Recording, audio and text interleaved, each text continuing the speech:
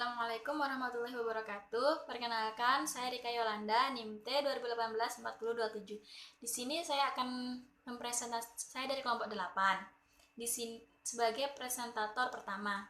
Di sini saya akan menjelaskan tentang prinsip dan prosedur penilaian. Nah, prinsip dan prosedur penilaian itu, penilaian dapat dalam pembelajaran tematik adalah suatu usaha untuk mendapatkan sebagai informasi secara berskala. Nah, berkesinambungan dan menyeluruh tentang proses dan hasil dari pertumbuhan dan perkembangan yang telah dicapai oleh anak didik melalui program kegiatan belajar.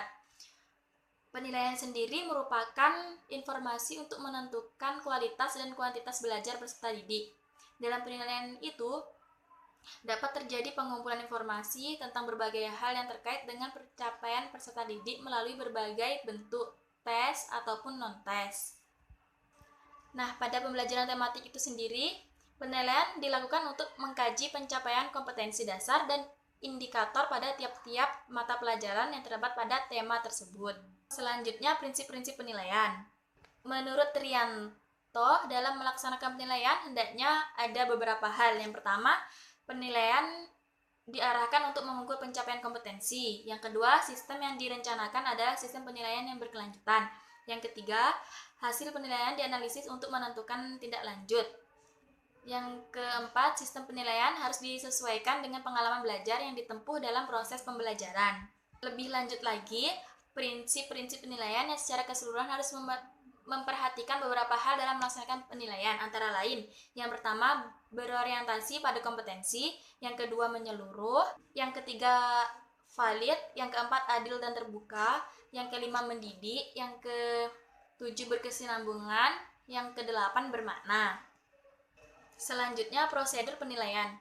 Ada beberapa langkah yang dapat dijadikan pegangan dalam melaksanakan prosedur penilaian hasil belajar, yaitu merumuskan atau mempertegas tujuan-tujuan pengajaran. Yang kedua, mengkaji kembali materi pengajaran berdasarkan kurikulum dan silabus mata pelajaran. Yang ketiga, menyusun alat-alat penilaian. Yang keempat, menggunakan hasil-hasil penilaian sesuai dengan tujuan penilaian tersebut. Dan untuk menyusun alat-alat penilaian, baik tes maupun non-tes, ada beberapa langkah yang harus ditempuhi, yakni yang pertama, menelaah kurikulum dan buku pelajaran agar dapat ditentukan lingkup pertanyaan.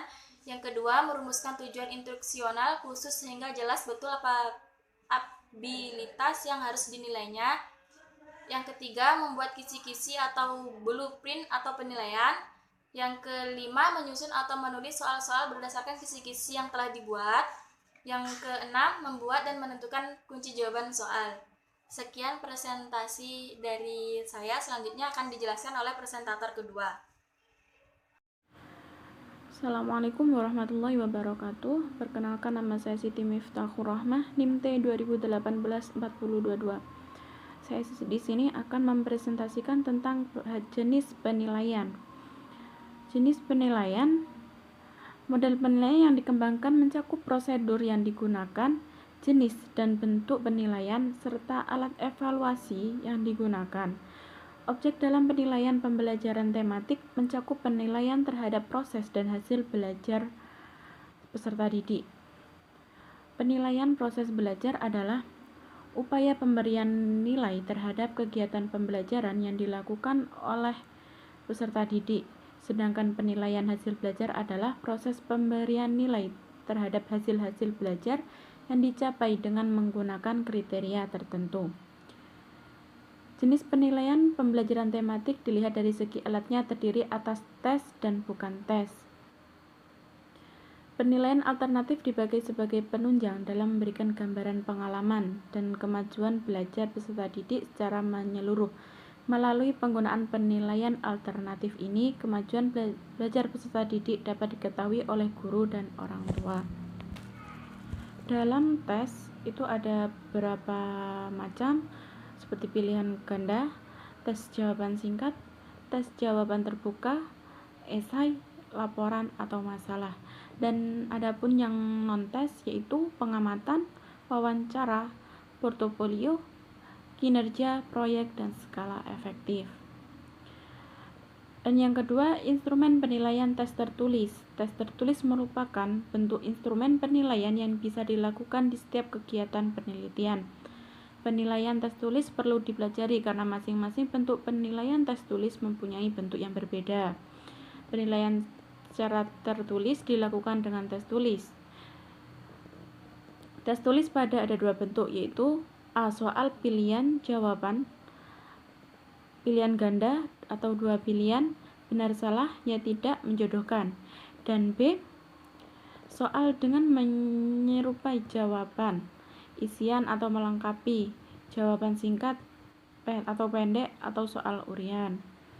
Dari berbagai alat penilaian tertulis, tes memilih jawaban benar atau salah, isian singkat, dan menjodohkan merupakan alat yang hanya menilai kemampuan berpikir rendah, yaitu kemampuan mengingat atau pengetahuan. Terima kasih, cukup sekian. Jika ada kesalahan saya mohon maaf. Terima kasih. Assalamualaikum warahmatullahi wabarakatuh. Nama saya Nada Arafa, NIM T 2018-4024 dari kelas D1 PGMI 2018. Pada kali ini saya sebagai pemateri ketiga akan mempresentasikan atau menjelaskan tentang subbab instrumen penilaian dan tes. Langsung saja. Untuk mengetahui keberhasilan proses pembelajaran tidak selalu dengan menggunakan alat tes, karena ada aspek kemampuan lain yang tidak bisa dinilai dengan tes, misalnya tentang sikap, kebiasaan kerja, dan lain-lain.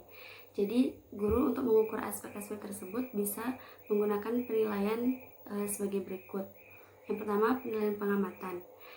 Nah, di sini pengamatan merupakan proses penilaian dengan cara mengamati dan mencatat secara sistematis tingkah laku peserta didik di dalam maupun di luar kelas.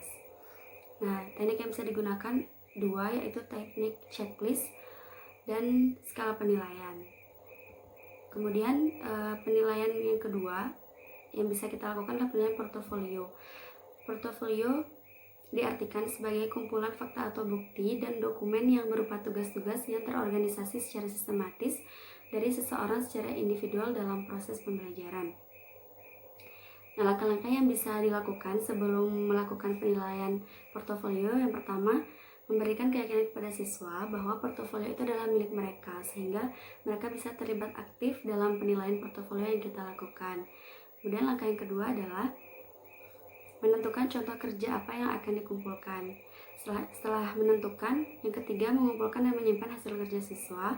Yang keempat, menyusun rubrik. Yang kelima, menyusun jadwal. Dan yang terakhir, melibatkan orang tua siswa. Kemudian kita masuk ke penilaian ketiga yang bisa kita lakukan dalam penilaian non-tes adalah penilaian kinerja atau performance. Jadi di sini penilaian kinerja adalah penilaian berdasarkan hasil pengamatan penilai terhadap aktivitas siswa sebagaimana yang terjadi. Nah, langkah-langkah yang bisa dilakukan sebelum melakukan penilaian ini: mengidentifikasi aspek penting, kemudian mengusahakan kemampuan yang akan dinilai, kemudian mengurutkan kemampuan. Setelah itu, bila kita menggunakan rating scale, maka kita perlu menyediakan kriteria untuk setiap pilihannya.